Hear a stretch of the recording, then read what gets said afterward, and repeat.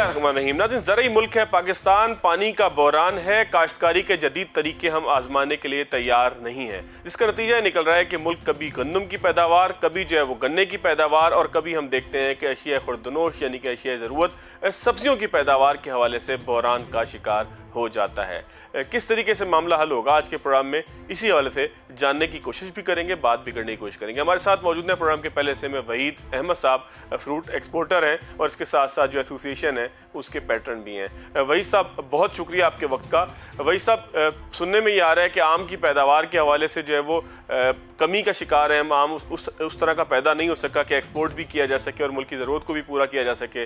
फिर आगे किन्नू के हवाले से भी सवालात हैं। तो आखिर सूरत हाल इतनी ख़राब क्यों होते जा रही है, मामला आखिर है क्या? इस साल मैंगो की प्रोडक्शन, जो टोटल हमारी प्रोडक्शन है पाकिस्तान की 18 लाख टन है, इसका शेयर 29% सिंध का है, 1% खैबर पख्तूनख्वा का है और 70% पंजाब का है।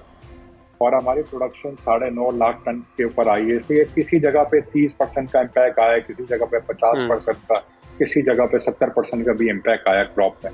मगर ज्यादा जो इम्पैक्ट आया वो पंजाब में आया है, इसलिए कि सिंध की क्रॉप 29% है, ज्यादा शेयर हमारा पंजाब का है। मगर जो बात ये कि क्यों आया है, एक तो सबसे जो रीजन है क्योंकि इस साल जो है आपका बाहर तो आई नहीं। मार्च के महीने के बाद जो बाहर आती है एकदम से 29-30 डिग्री से जो ऊपर उसका टेम्परेचर चला गया एकदम से 40 से ऊपर, तो वो उस टाइम पे जो आम के दरख्तों पे फ्लावर्स होते हैं, फ्लावर्स जो हीट वेव जो आई उसके ऊपर जो है काफी आम की प्रोडक्शन के ऊपर इम्पैक्ट आया, इसलिए डिक्लाइन थी। एक तो रीजन है क्लाइमेट चेंज, ग्लोबल वार्मिंग है पूरी दुनिया के अंदर, इसलिए क्लाइमेट चेंज का इम्पैक्ट आया है। और दूसरी बात यह कि पानी ना होने की वजह से दूसरा इम्पैक्ट, और बीमारियां इतनी बढ़ गई हैं बागों के अंदर, तो उसकी वजह से भी ये इम्पैक्ट है। तो साथ सब मिलके इकट्ठे जब इम्पैक्ट पड़ा, तो इसलिए हमारे प्रोडक्शन के ऊपर जो है डिक्लाइन का 50% से ज्यादा डिक्लाइन हो चुका है। वही साहब, अहम सवाल तो यही बनता है ना कि ये सारा मामला कि आम जल्दी टूट रहा है, गर्मी आ रही है, गर्मी जल्दी आ रही है, ये तो पूरी दुनिया के साथ है ना। तो पूरी दुनिया इस मसले से कैसे जो है वो नफरत आजमा हो रही है? सिर्फ पाकिस्तान के साथ तो ये मसला नहीं है ना। पिछले साल हमने 1,50,000 टन का टारगेट लगता था 2021 के सीजन का। 2022 में हमने 25,000 टन कम करके 1,25,000 टन किया है, और अभी तक हमें जो नजर आ रहा है हमारी एक्सपोर्ट डिक्लाइन की तरफ है। लेट्स सी कि अभी तो सितंबर तक हमारी एक्सपोर्ट होती है, अक्टूबर होती है, मगर जो मैं देख रहा हूँ इस टाइम पे हम जो आम पंजाब का एंड ऑफ जून में टूटता था वो 10 जून में टूटने लग गया है। तो एक बहुत बड़ा है क्योंकि कमी की वजह से आम भी जल्दी टूट रहा है।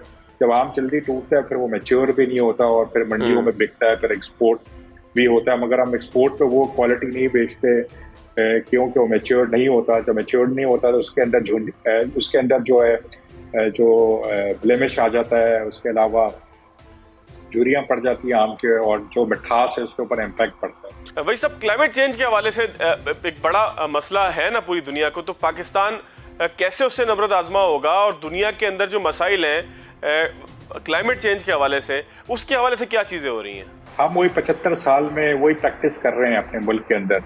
हमें इस चीज़ से बाहर निकलना पड़ेगा। हम सिर्फ आम की बात नहीं कर रहे, मैं टोटल पाकिस्तान की एग्रीकल्चर की बात करता हूँ। उसके अंदर फिशरी भी है, उसके अंदर डेयरी भी है, उसके अंदर फ्रूट एंड वेजिटेबल्स भी हैं, उसके अंदर आपके जो राइस भी है, वीट भी है, शुगर केन भी है।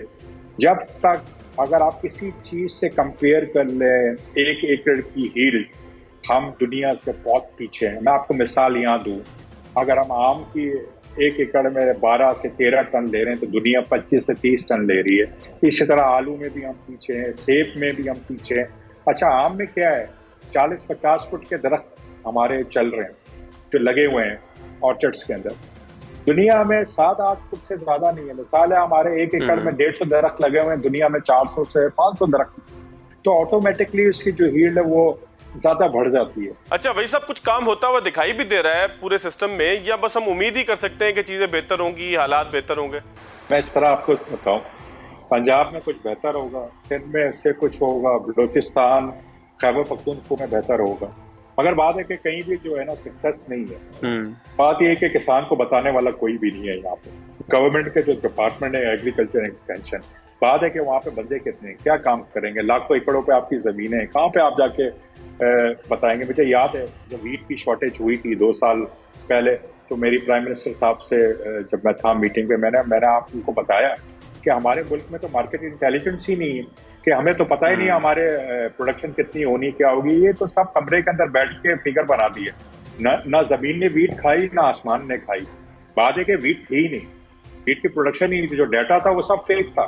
बात है कि जब यहाँ मार्केट इंटेलिजेंट ही नहीं है, किसान को बताया जाए कि जी ये क्रॉप लगाओ और इस क्रॉप में आपको पैसा मिलेगा। यहाँ क्या होता है, एक क्रॉप में इस साल अगर मिसाल है कमा लिया तो अगले साल पूरा पाकिस्तान वही क्रॉप लगाना शुरू कर देगा, फिर क्या होगा, किसान नुकसान करेगा। बात है कि यहाँ मैनेज करना चाहिए, हमें बताना चाहिए हुकूमत पंजाब को, मतलब कि जितने प्रोविंस है उसको फेडरल जो है ऊपर आके इसका एक चार्ज बने, और हमारी जो ड्राइव होना चाहिए एग्रीकल्चर की वो फेडरल से चले। 18 अमेंडमेंट मैं नहीं कहता वो खराब है या सही है, मेरा ये कहना है कि उससे हमारे एग्रीकल्चर के ऊपर बहुत बड़ा इम्पैक्ट आया। मैं ये नहीं कहता फेडरल बहुत अच्छा है, मगर सूबों से बहुत बेहतर है। अगर मैं कंपेयर करूंगा वर्ल्ड से तो इतना बेहतर नहीं है, मगर मैं फिर कहूंगा हमें बहुत तवज्जो देनी है एग्रीकल्चर सेक्टर के अंदर। जब तक वाटर मैनेजमेंट नहीं करेंगे हम बेहतरी की तरफ नहीं जा सकते। हम अपने मुल्क के अंदर जितनी क्रॉप है सब फ्लड सिस्टम करते हैं। यहाँ मैं आपको एग्जांपल दूं फवाद साहब, मैं आपको कहूँ 1 गिलास पानी पी लें तो आप पी लेंगे, दूसरा भी शायद आप पी लें, तीसरा बोलेंगे नहीं मैंने नहीं पीना। तो मेरा यही कहना है कि एग्रीकल्चर में पानी कम देना ज्यादा देना दोनों इम्पैक्ट करता है, फिर आपकी फसलों को तबाह करता है। देखिए आजकल तो डिवाइस ऐसे आ गई है, हमने एक कराची के करीब मलीर में एक एक्सपेरिमेंट किया था आज से 2 साल पहले, लेमन के ऊपर, नींबू के ऊपर। एक किसान थे और उनको हमने बोला ड्रिप इरिगेशन लगाएं और ये डिवाइस लगाएं 3 एकड़ पे, और जो आपकी जो प्रैक्टिस चल रही है वो आप करते रहे। तो वो 25 दिन तक उस डिवाइस ने मैसेज ही नहीं दिया कि पानी, 26 दिन के बाद आया मैसेज ही पानी दें आप। किसान समझा कि डिवाइस ही नहीं चलती।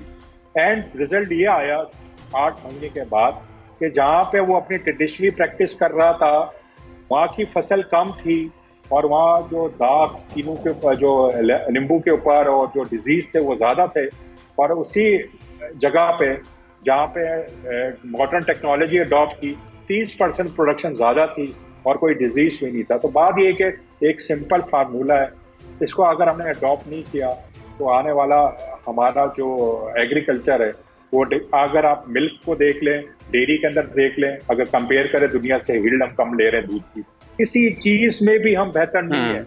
मैं हर हुकूमत पे एक ही बात करता हूँ, आप शॉर्ट टर्म में किसानों को सब्सिडी दे देते हैं मगर रिसर्च एंड डेवलपमेंट क्यों नहीं करते, उनको अच्छे सीड क्यों नहीं देते। इसलिए कि ग्लोबल वार्मिंग के बाद जो क्लाइमेट चेंज हुआ, हमें ऐसे सीड दें इस मौसम के पर वो सर्वाइव करे।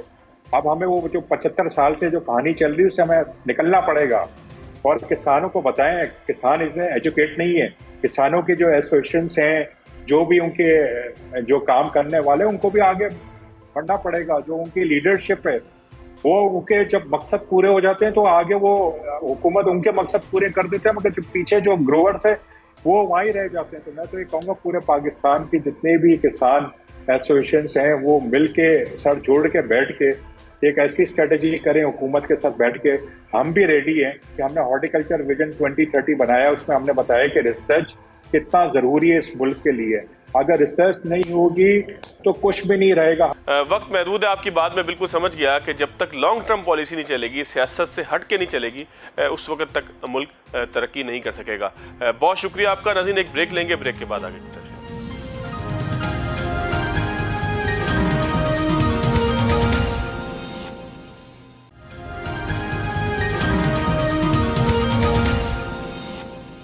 ब्रेक के बाद खुश आमदीद। सिंध से हमारे साथ मौजूद है महमूद नवाज शाह साहब, सिंध आबादगर बोर्ड से ताल्लुक़ है।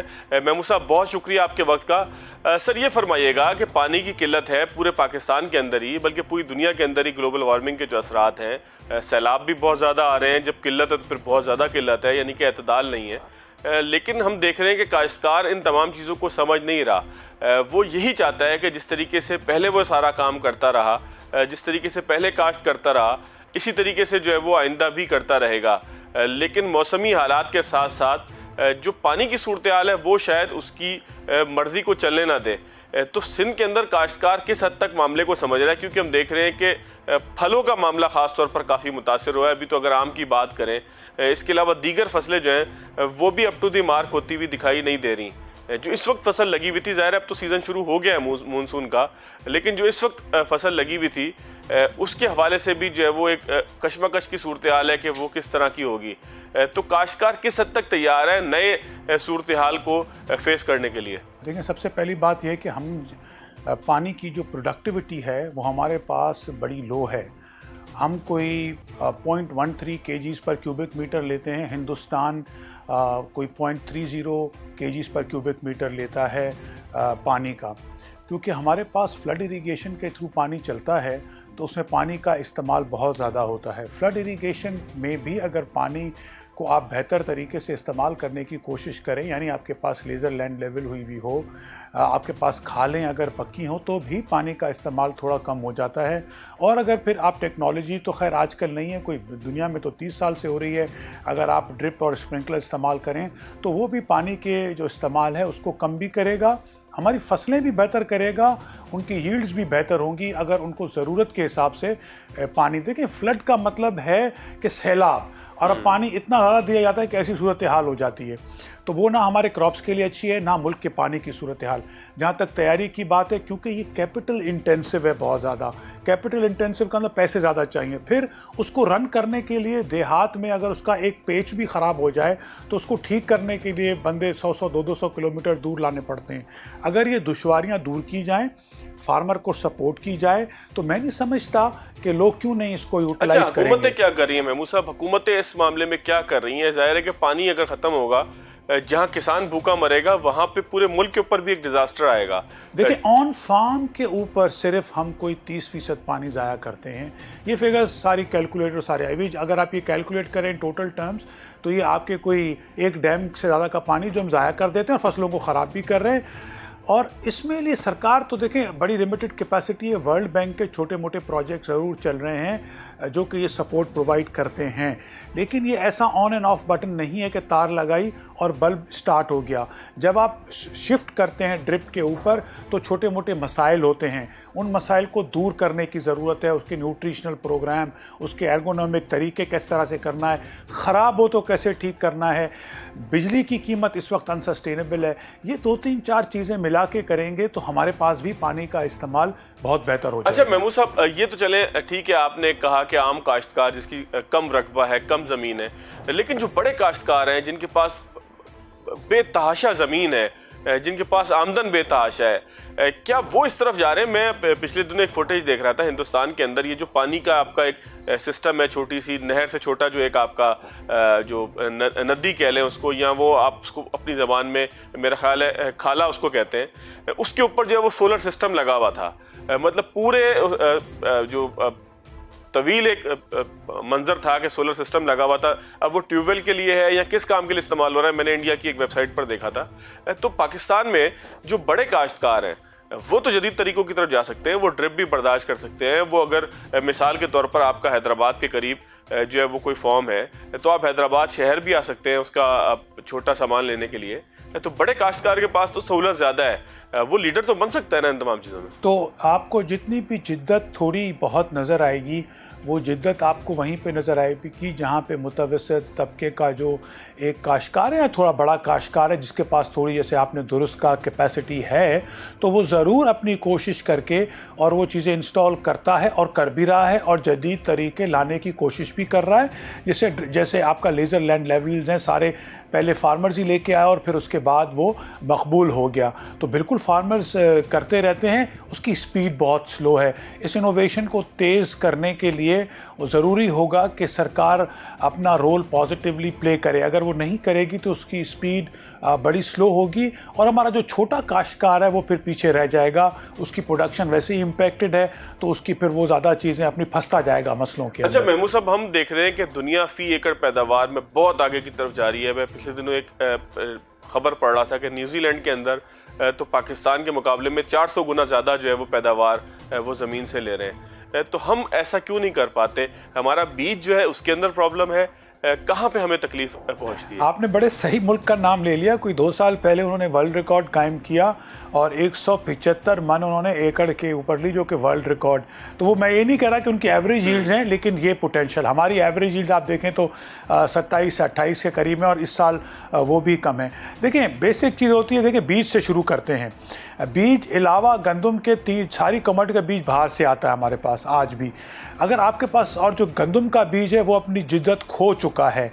जब तक आप अपने पास रिसर्च एंड डेवलपमेंट का काम कंटिन्यू नहीं रखेंगे, आपके पास बीज हो, प्रोडक्शन की टेक्नोलॉजी हो, आपके पास ये जो पेस्टिसाइड हैं, जो बीमारियां उससे बचने के तौर तरीके, और फिर पैकेजिंग और उसको आके लेके जाने के तौर तरीके, वो आपके पास सारी की सारी चीज़ें नहीं होंगी तो डिफरेंट जगहों पे लॉसेस आएंगे और आपकी यील्ड्स अफेक्टेड रहेंगी। और वही चीज़ें हमारे पास भी मिसिंग है, जिसकी वजह से हमारी यील्ड्स जो हैं वो दुनिया में बिल्कुल बहुत लोअर लेवल पे हैं। अच्छा, अगर सिंध की बात करें, सिंध में रिसर्च एंड डेवलपमेंट, इसके साथ साथ जो गवर्नमेंट की सपोर्ट है, उस सतह पर कुछ हो रहा है? देखिए, रिसर्च एंड डेवलपमेंट वफाक भी करता है और सूबा भी करता है, लेकिन मेरे कहने से बेहतर है कि आप देखें कि फील्ड में क्या हो रहा है। क्या हमारे पास कोई नए बीज आए हैं? क्या हमारे पास प्रोडक्शन टेक्नोलॉजी में कोई डिफरेंस आया है? क्या हमने पेस्टिसाइड कंट्रोल किए हैं? क्या हमने अर्ली वार्निंग दी है कि गंदम हमारे पास कम होगी? अगर ये सारी चीज़ें नहीं हैं तो ये चीज़ें शो करती हैं कि हमारे पास कमज़ोरियाँ कुछ ज़्यादा हैं। अच्छा महमूद साहब, हम जो है वो गंदम की पैदावार में 7वें नंबर पे हैं दुनिया में। इसके बावजूद हमारे यहाँ आटा बहुत महंगा है। हर साल जो है वो हमें ज़रूरत पड़ती है कि कभी रशिया, कभी यूक्रेन, कभी दुनिया के किसी और मुल्क से हम गंदम मंगवाएं, कभी अमेरिका से मंगवाना चाहते हैं हम। आखिर इसका सबब क्या है? क्या हम अपने मुल्क की पैदावार के मुताबिक प्लान नहीं कर पाते अपनी ज़रूरत के मुताबिक? ये बड़ी अफसोसनाक बात है कि और चीज़ें तो छोड़ दें, गंदम जो हमारा बेसिक स्टेपल फूड है, हम उसको इस साल भी हम नहीं देख रहे कि कितनी हमारे पास गंदम हुई। हमारे ख्याल में जो पहले टारगेट रखा गया वो बग़ैर सोचे समझे रखा गया, और उसके बाद आप देखेंगे 5-6 महीने में दोबारा हम गंदम लगाने वाले हैं। हमारे पास, अगर हमने गंदम नहीं लगाई तो इस साल अगर हम $1.5 अरब की, जिसके लिए हमारे पास पैसे नहीं है, गंदम आनी है बाहर से, अगले साल ये दुगनी हो जाएगी क्योंकि हमारी कंजम्पशन बढ़ती जा रही है। और ख़दशा कुछ इस तरह से है कि इस साल भी यील्ड हमारे पास कम उतरी है मौसमी तब्दीलियों की वजह से। सिर्फ हमारे पास सिंध में नहीं, पंजाब में भी, हिंदुस्तान में भी। तो उसके लिए हम कोई चीज़ प्लान नहीं कर रहे। जब आप कोई 10-15 साल का मंसूबा नहीं बनाएंगे तो ये होगा कि कभी हालात बहुत बुरे हो जाएंगे, कभी इत्तफाकन हालात बेहतर हो जाएंगे। आप हिंदुस्तान में, आपको मिसाल दे दूं, उन्होंने एक सस्टेनेबल हालात इतने बेहतर हो जाएंगे कि जो फसल है वो ज़मीन पे फेंकी जाएगी, वो उसको खरीदने ऐसा वाला भी हो चुका है बहुत बार। लेकिन आप देखिए, हिंदुस्तान ने एक सस्टेनेबल पॉलिसी रखी है, तो आज उनके पास एक्सपोर्टेबल सरप्लस गंदम का है। अमेरिका, यूरोपियन यूनियन जैसे ममालिक उनको कह रहे हैं कि खुदारा गंदम आप एक्सपोर्ट करने की इजाज़त दें। अच्छा, काश्तकार की क्या जिम्मेदारियां? ठीक है, हुकूमत की जिम्मेदारियां हुकूमत अगर पूरी नहीं करती, जैसा कि कर भी नहीं रही, सूबों की सतह पे भी, वफाक की सतह पे भी, फिर चाहे टड्डी दल का मामला हो, R&D का मामला हो, जदीद बीज की प्रोवाइड का मामला हो, काश्तकार अपने तौर पर भी तो बहुत सारी लर्निंग कर सकता है ना। यूट्यूब के ऊपर बैठकर आप जो है वो उल्टी सीधी चीज़ें देखें, इससे बेहतर है कि आप काश्तकारी के जदीद तरीके देखेंगे दुनिया किस तरह कर रही है। तो काश्तकार की क्या जिम्मेदारियाँ हैं, क्या वो पूरी कर रहा है? जी, काश्तकार इसलिए नहीं पूरी कर रहा क्योंकि ये एक फ़र्ज़ है या अच्छा काम है, उसका कमर्शियल इंटरेस्ट है। मैं कोई डिफरेंट काम इसलिए करने की कोशिश करता हूँ कि शायद मेरी पैदाइश ज़्यादा हो जाए तो मेरी रोज़ी में इजाफ़ा हो जाए। अब अगर आज मैंने मैंगोज़, जो आम हैं, जो पहले 25 दरख्त लगते थे और मैंने उसमें 1000 दरख्त लगा दिए एकड़ में, मुझे किसी रिसर्च ने तो नहीं बताया, दुनिया में तो कॉमन है, मैंने ये रिस्क उठाया। किस लिए रिस्क उठाया? इसलिए कि मेरी प्रोडक्शन, जो पाकिस्तान की यील्ड 4 से 5 टन है, दुनिया में 15 से 25 टन है, तो मेरी भी यील्ड वहां पे जा सके। तो लोग ऐसे छोटे छोटे पॉकेट्स में अपने तौर तरीके काम करते रहते हैं, कहीं पे कामयाब होते हैं, कहीं पे कामयाब नहीं होते हैं, लेकिन इन्वेस्टमेंट बहुत ह्यूज रिक्वायर्ड होती है, हर कोई आदमी के बस की नहीं होती कि वो कर सके। बहुत शुक्रिया महमूद नवाज साहब। ब्रेक लेंगे नाज़रीन, ब्रेक के बाद आगे।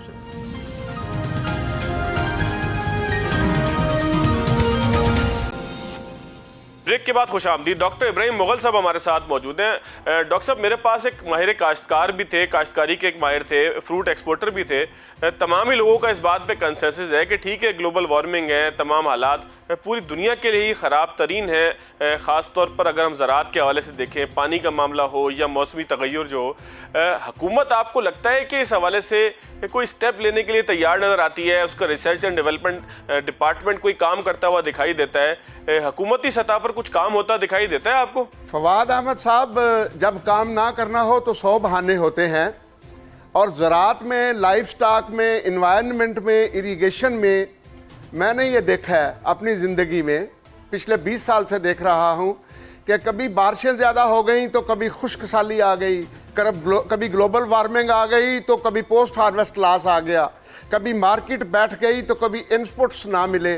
ये वो बहाने हैं जो जब टारगेट या प्रोडक्शन पूरी नहीं होती तो जान छुड़ाने के लिए।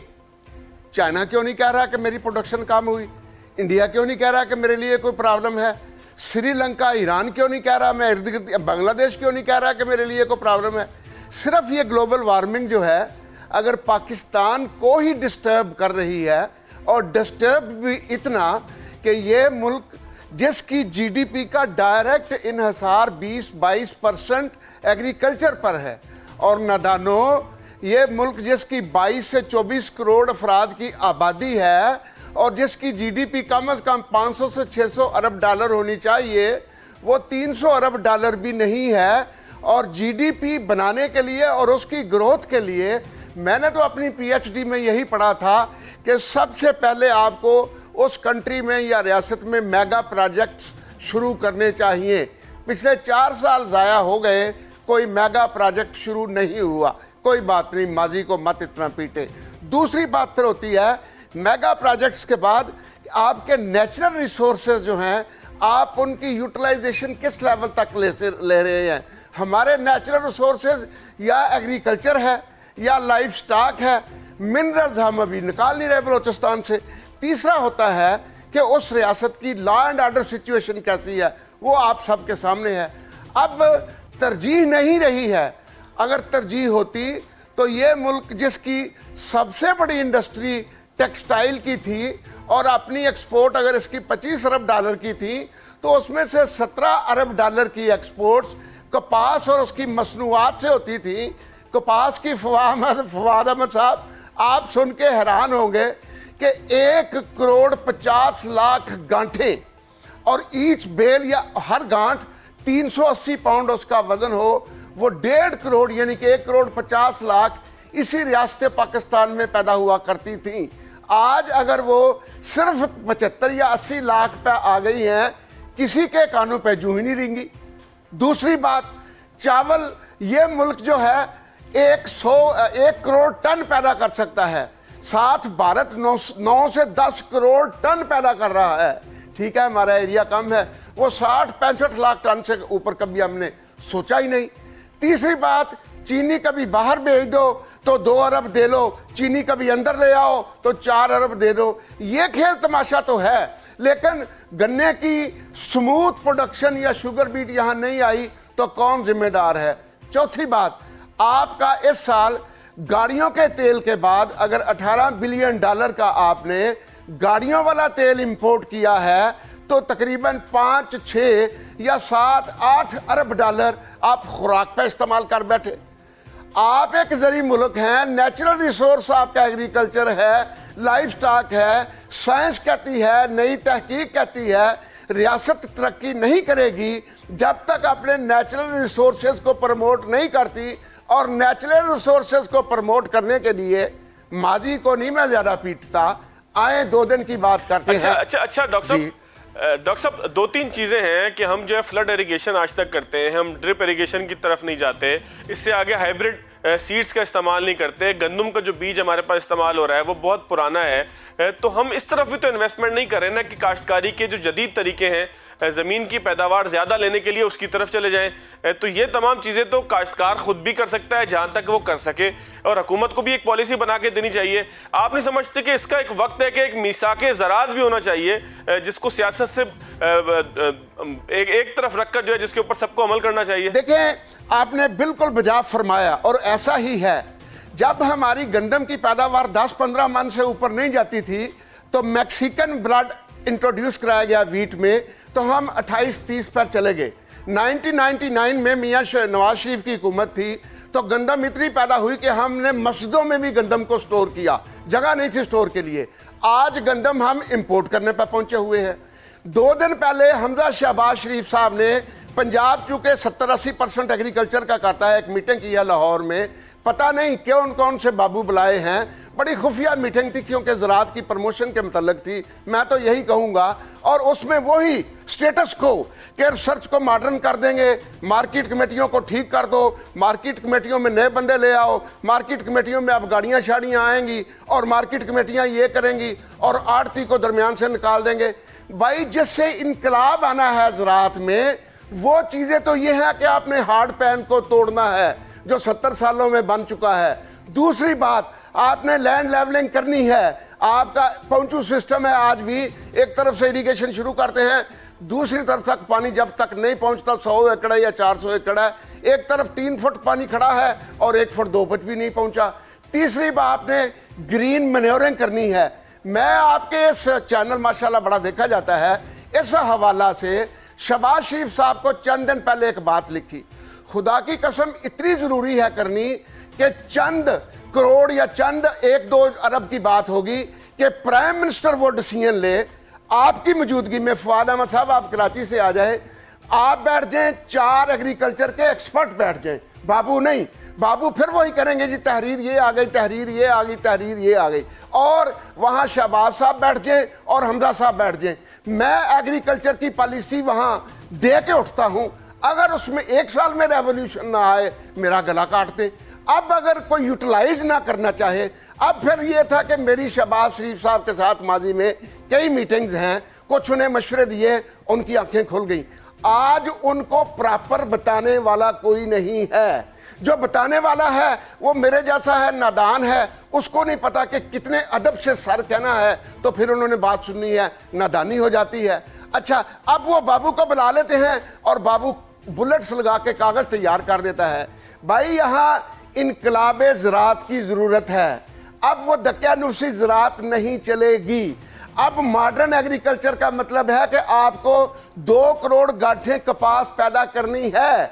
आपकी इंडस्ट्री जो है, यहाँ 1.5 से 2 करोड़ बंदा लेबर का उसमें इन्वॉल्व है, 2 करोड़ बंदा ज़राअत में लेबर का इन्वॉल्व है। आपको एम्प्लॉयमेंट देना है। जीडीपी ग्रोथ आपको 8 से 10% लेके जानी है, जो ज़राअत के बगैर नहीं जा सकती। अच्छा डॉक्टर साहब, आप फोरकास्ट क्या करते हैं? अगर हम सूरत हाल को बेहतर कर लें, हम जदीद तकाजे जो है उसके ऊपर अमल करना शुरू कर दें, हम जो है यहाँ पर एक नए तरीके से जो है वो ज़राअत का मामला करें कि उसमें बीज भी अच्छा हो, पानी का इस्तेमाल भी दुरुस्त करें, पोटेंशियल कितना है हमारी इंडस्ट्री में, एग्रीकल्चर इंडस्ट्री में पोटेंशियल क्या आपको नजर आता है? साहब, अभी हम 60 से 70% इंप्रूव कर सकते हैं, दैट इज द पोटेंशियल। यानी कि हम 30% कर रहे हैं सिर्फ इस वक्त। 60 to 70% कर सकते हैं और अभी हम ऑलमोस्ट नेगेटिव में हैं। मैं लाइफ स्टॉक और एग्रीकल्चर को कंबाइन रख रहा हूं। मेरा यहां एक एनिमल दे रहा है साल में एवरेज 3 से 4 लीटर दूध। दुनिया ले रही है मॉडर्न 40 लीटर दूध, इंडिया ले रहा है 8 से 9 लीटर दूध। मैं अगर 4 को 8 पे ले जाऊं, मुझे किसी जरूरत ही नहीं, किसी चीज की जरूरत ही नहीं रहती। कैसे ले जाऊं? जिन बाबुओं तक आप महदूद हैं। अब आपने कहा ये रेवोल्यूशन कैसे आए? जनाब, अगर पेन जहां गुम हुआ है वहां अंधेरा है, और जहां बल्ब लगा हुआ है खंबे पे वहां आप पेन ढूंढ रहे हैं। सारी उम्र क़यामत तक ढूंढते रहे, कभी पेन मिलेगा ही नहीं। मैंने कहा कि मुझे इस गवर्नमेंट की सीरियसनेस का पता चल गया, जो 2 दिन पहले मोहतरम हमजा शहबाज साहब ने एग्रीकल्चर पर प्योर मीटिंग की और लिल्ला उसकी प्रोसीडिंग्स जब मैंने देखी, खुदा की कसम मेरी आंखों में आंसू आ गए कि यार ये काम जो है पिछले 40 साल पे वेस्ट कर रहे हैं, बाबू ने फिर उसी लाइन पे चढ़ा दिया है। ये हैं बुकिश बातें। रेवोल्यूशन की जरूरत है। अब ये है कि भाई ये तुम्हें देते हैं। शहबाज शरीफ साहब से एक अनाउंसमेंट कराऊंगा सारे पाकिस्तान के लिए, अगर रेवोल्यूशन 1 साल में ना सामने नजर आए, मैंने कहा मेरा गला काट दे। अब हो क्या रहा है? आपने इनकलाब की बात की है ना, हम इनकलाबी बातें नहीं कर रहे, हम सिर्फ दकियानुसी और नौकरी को। आपने कहा बीज अच्छा आ जाए। भाई जो आपने नवंबर अगले इसमें 2022 में नवंबर में जो गंदम की काश्त करनी है, उसका सीड आपको अप्रैल 2000 नवंबर में तैयार करना था, 2022 में तैयार करना था। अब वो अप्रैल भी चला गया, मई भी चला गया, जून आ गया हुआ है। जब आप नवंबर में जाके कहेंगे मॉडर्न सीड लेके आओ, मॉडर्न सीड लेके आओ, वो तो अप्रैल में करने वाला काम था, वो तो मई में करने वाला काम था। अब आप नवंबर में कैसे कर लेंगे? कहीं से उठा के ला नहीं सकते। 12 लाख टन वो सीड चाहिए। इनको आज खत लेके पूछ ले, इनके पास 12 लाख में से 4 लाख टन भी नहीं होगा जो ऐसा होगा कि जिससे गंदम की सोइंग की जाए। गोया आप अगर एग्रीकल्चर के चैप्टर्स को खोल के देखें तो सीड की बात, जैसे मैंने कहा, मेरे जहन में एक बड़ा आइडिया है कि अब उसको इन्वॉल्व कर लिया जाए। 4 एग्रीकल्चर के एक्सपर्ट्स सामने बैठे हूं, शबाशी साहब सामने बैठे हूं, आधे घंटे की निशिस्त हो। अगर वो चारों उठ के ना कहें कि जी यही हल है अब हमारी ज़राअत का इसको रेवोल्यूशन लाने के लिए, तो मुझे पकड़ लीजिएगा। कोई सुने तो, कोई अमल करने को तो तैयार हो, कोई रेवोल्यूशन लाने को तो तैयार हो। मैं आपको बता दूं, जिस तरह खाने वाला तेल है, जिस मलेशिया या इंडोनेशिया से हम पाम ऑयल लेते हैं, उस तरह का सी कोस्ट जो है हमारा 700-800 किलोमीटर है। क्या हम उनको दावत दे के वो पाम के ट्रीज यहां नहीं प्लांटेशन करा सकते?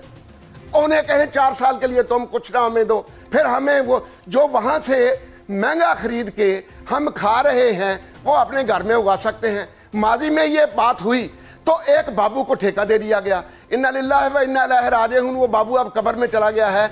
उसने कोठी तो बना ली, उसने गाड़ियां तो ले ली, नहीं किया तो पाम ट्री का एक प्लांट नहीं वहां उग सका जिसके लिए वो प्रोजेक्ट। बहुत शुक्रिया डॉक्टर साहब। मैं बिल्कुल आपकी बात समझ गया। आपकी बात से आज के प्रोग्राम का इख्तिताम करूंगा कि जब तक जो है वो अमली तौर पर इकदाम नहीं होंगे, ये एसी के कमरों से निकलकर जमीनी हकीकत भी देखी जाएगी। वो जो इनकलाब जो लाना है उसका आपको नॉलेज भी होना चाहिए। इस तरह की मीटिंग या इस तरह के काम ना हो जो 2 दिन पहले पंजाब में हुए। बिल्कुल ठीक है, बिल्कुल ठीक है। नाज़रीन, आज के प्रोग्राम से इतना ही, इजाज़त दीजिए। अल्लाह हाफ़िज़।